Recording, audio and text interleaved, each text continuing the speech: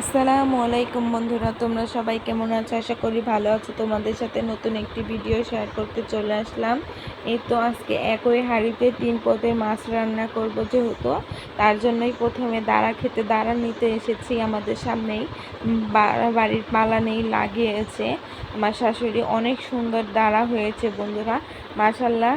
ক্ষেতটা দেখো কত সুন্দর হয়েছে। আশেপাশে অবশ্য অনেক জঙ্গল হয়েছে, সেগুলো সাফ করতে হবে। এই তো এখানে আমি ডাটাগুলো সুন্দর করে এখন এনেছি। এরপর আমি ডাটাগুলো বেছে নিচ্ছি। দেখো ডাটাগুলো বাছা হয়ে গেছে। এরপর কিছু আলু কেটে নিয়েছি তার সাথে।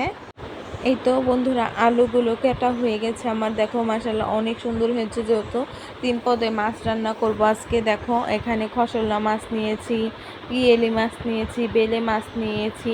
মাশাল্লাহ যমুনা নদীর মাছগুলো অনেক সুন্দর। আমাদের বাড়ি যেহেতু নদীর পাশেই, এই জন্য দেখো নদীর সাথেই কোয়া লাগে। দেখো এর জন্য আমরা অনেক ধরনের নদীর মাছ খেতে পারি। সবাই এরকম তরতাজা মাছ খেতে পারে না বন্ধুরা, সবাই আফসোস হয়। হয়তো বা এখন হয়তো অনেক জায়গায় পাওয়া যায় এসব মাছ, তাও হলে কি হবে, আমরা তো নদীর তো সতেজ মাছ খাই। এরপর একটা কড়াইতে সরিষার তেল দিয়ে দিলাম। সরিষার তেলটা গরম হয়ে গেলে পেঁয়াজ কুচি দিয়ে দিচ্ছি। পেঁয়াজ কুচিটা আমি ভালোভাবে সুন্দর করে বাদামি কালার করে ভেজে নিব বন্ধুরা। দেখো এখন আমার বাদামি কালার করে আমি ভেজে নিচ্ছি পেঁয়াজ কুচিগুলো। সামান্য একটু লবণও দিয়েছিলাম, সেটার ভিডিও নিতে ভুলে গিয়েছি বন্ধুরা, সরি।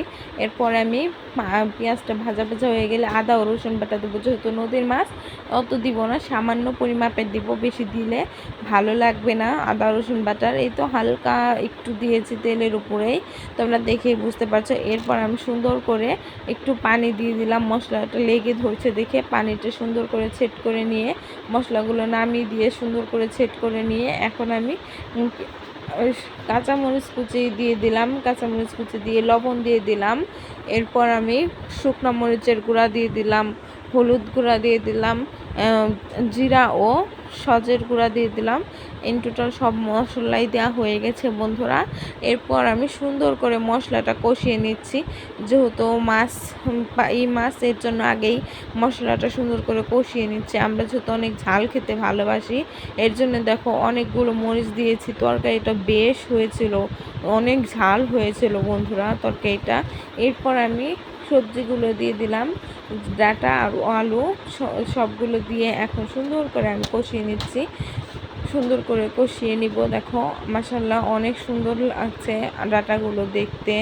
আমি ডাঁটা রান্না করলে আমার শাশুড়ি আম্মা বলে, তুমি ডাঁটা রান্না করলে সবুজ কালার হয়ে থাকে, অনেক সুন্দর দেখা যায় তরকারির কালারটা। মাশাল্লাহ দেখবা আজকেও সবুজ কালার হয়ে রয়েছে ডাঁটাগুলো, তোমরা দেখেই বুঝতে পারছো।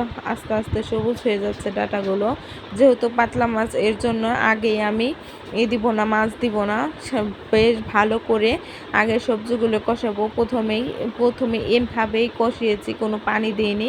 এরপর সামান্য পরিমাপের পানি দিয়েছি।